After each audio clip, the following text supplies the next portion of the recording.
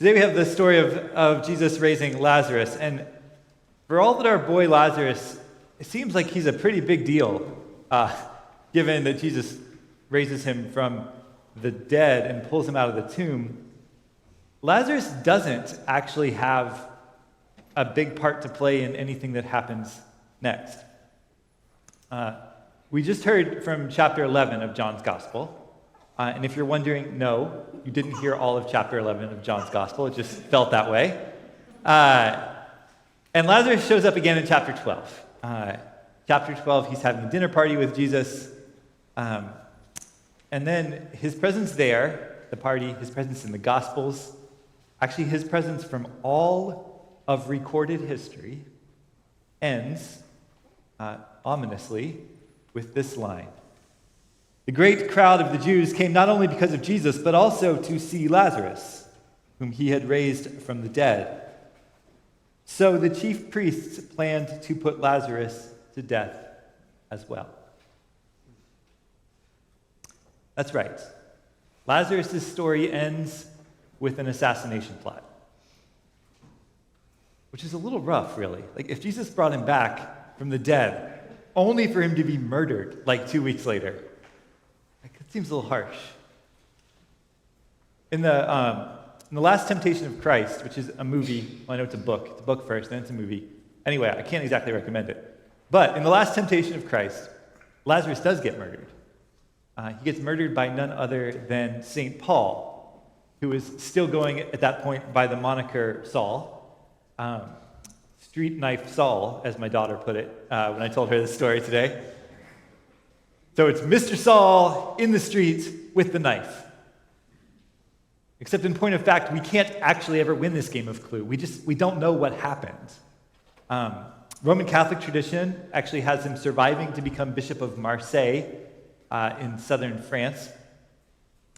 The Orthodox hold that he became Bishop of Cyprus, which is not in southern France, as you may know. It's in Cyprus. And so they have totally divergent traditions. And that said, both the Romans and the Orthodox have churches in the Palestinian town where Bethany was, the present-day Palestinian town, that are built on top of or next to the tomb of Lazarus, which would seem to suggest perhaps Lazarus died somewhat closer to home than Marseille or Cyprus. We simply don't know that. And what's striking is that Lazarus was called out of the tomb to do,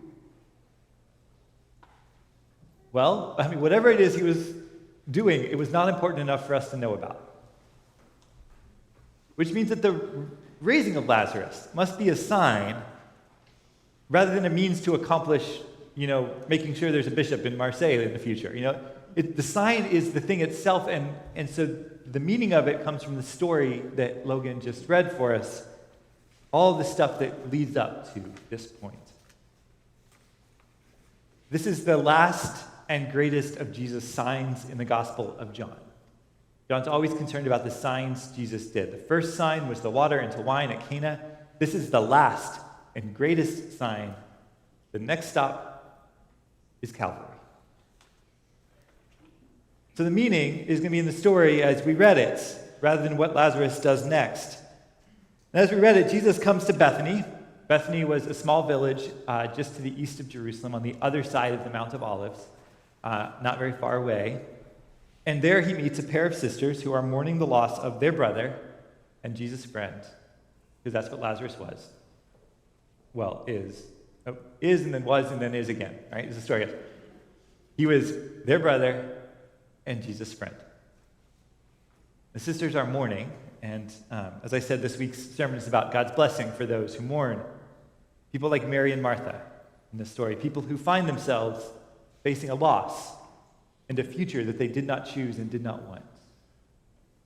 Now, you'll note that definition of mourning, facing a loss and a future you did not choose, that's somewhat broader than the more narrow definition we sometimes use, like someone who's mourning the death of a loved one.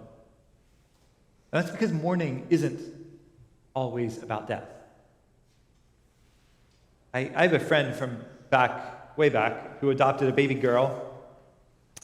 They adopted her right out of the hospital, except that she was 5 months old when she was in the hospital because her biological parents had severely burned her little body. And my friend and her husband adopted this baby girl because they are saints. Now the girl is 8. She has severe psychosis. In fact, she has a suicide plan at 8. And my friends are mourning. Not because the girl has died, but because they're staring down the long, dark, hard road of a future they did not choose. They did not want this. Like Martha and Mary, they're feeling a heavy sense of, Lord, where were you on this one? Our definition of mourning needs to make sense of things like this. It needs to make sense of the feeling when the school administration schedules a meeting to refer you to the autism specialist. When the form letter from the dream school says decline. When your parents sit you down to tell you they're getting divorced. When the scan comes back with spots. All of these moments have this quality of mourning, of facing a loss and a future that we did not choose. And yes, of course, the reality of facing a future without a loved one has that same quality to it. It wasn't supposed to be this way. We weren't supposed to lose this person or this relationship or this hope or this dream or this plan. My dad's wife lost her mother this past week. Her name was Janie. Janie was wonderful. She was always really great with our kids. She had a vibrant and joyful hope in the Lord. And as it happens, my dad and his wife, they flew to the Holy Land the day after Janie died. And so sometime the next week, she may be standing there in the same place Mary and Martha stood facing Jesus and say or just feel in her heart this question, like, Lord, where were you if you had been here? There's always this question. The question that exposes the gap between what we expected, what we hoped for, what we prayed for, and what happens. God? Martha confronts Jesus first in the story. And Jesus' response is really like the same thing we say to each other at funerals. Jesus said to her, your brother will rise again. This is verse 23 if you want to follow along. Your brother will rise again. And Martha said to him, yes, I know, Lord. I know he will rise again in the resurrection on the last day. Which is to say, yeah, I know, but that's not fixing what I'm feeling right now. Because Martha, you see, is mourning all the days between now and the last day. She's got to move forward in a future she did not choose. I am the resurrection and the life, Jesus continues. He's probing Martha's belief and trust here. Yes, Lord, I believe you are the Messiah. She affirms her faith. The problem here isn't faith. Mourning and grief are not symptoms of a lack of faith. If you're mourning someone or something right now in your life, don't assume you're failing at your faith. You can believe in eternal life and also feel like the remainder of your earthly life has just been shattered. You can hold both those things at once. Martha goes and she gets Mary, the other sister. And Mary comes to Jesus and greets Jesus with the exact same frustration, accusation. She says, Lord, if you had been here, my brother would not have died.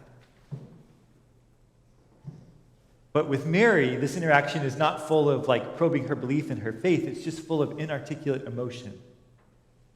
Mary weeps. The friends who came with her, they weep. Jesus weeps. We don't weep because we don't believe in the resurrection. We weep because of the losses we experience between now and the resurrection. We weep because sometimes things happen and the road we've been taking towards eternity suddenly slides right off the cliff.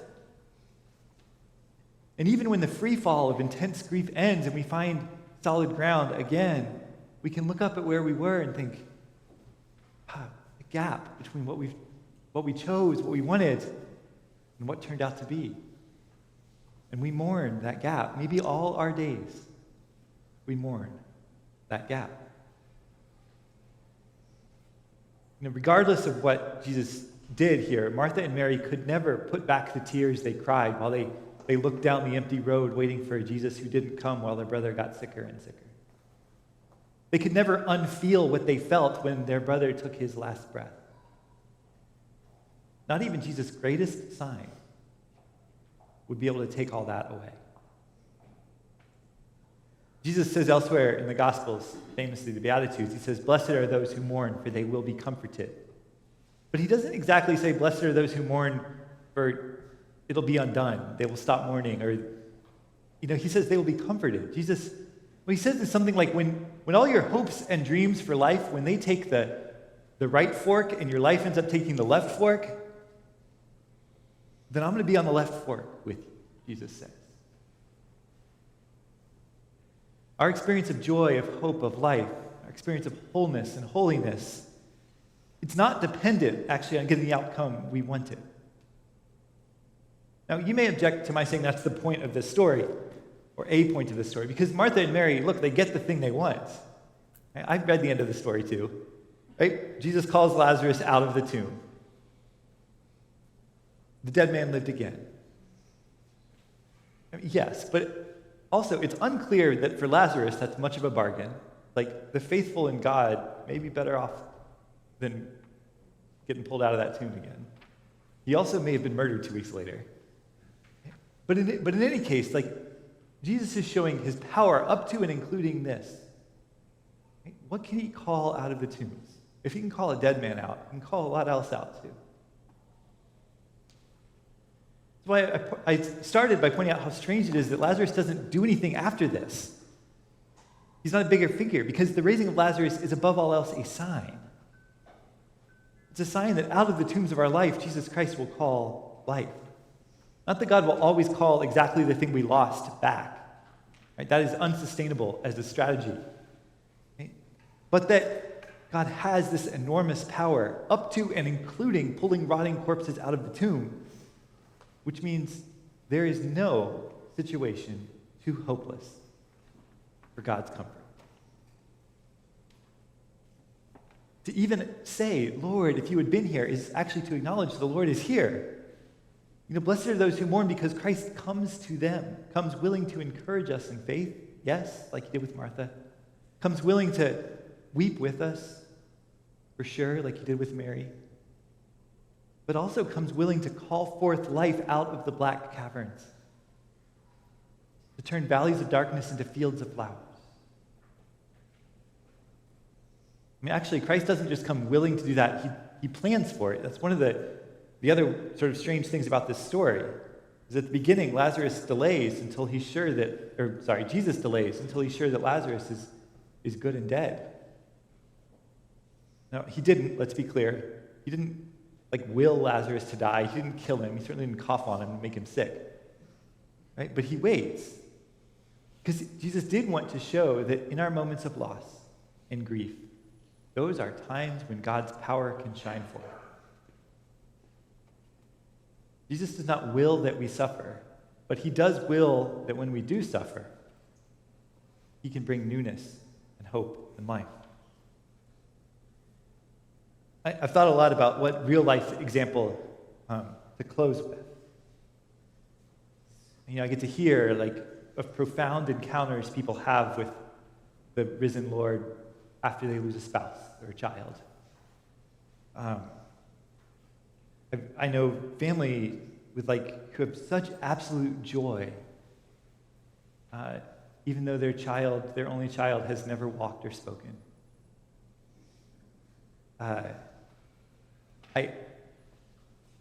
I know in my own family, which felt lost and shattered that evening when my mom sat us down and told us they were getting divorced. And I've never, since that moment, I've never actually not felt that loss. It's not how it works. I'm living, and I will, the rest of my life, live a future in that regard I did not choose. But I've also seen God call life out of that future. And my dad is in the Holy Land right now with his wife. My mom is leading a church in Tennessee this morning. She's happy and fulfilled. And she knows the presence of God in her life and in her ministry. God has done great things. Loss doesn't scare Jesus the way it scares us. Because Jesus knows that all is not lost. In fact, all is never lost, for Jesus is all in all. If there's a common thread in Christ's response to suffering, to sin, to death, it's that when something bad happens, all is not lost. There is no sin so great. There's no suffering too painful, no death too tragic, that it prevents God's ability to work in the present and in the future. So long as we live, our pasts will never foreclose on our futures. As the recipients of the last and greatest of Jesus' signs, Martha and Mary, they experienced this truth about the faith. Just because we're mourning a loss, a great loss, does not mean Jesus cannot do great things. All is not lost. All is never lost. For Jesus is all in all.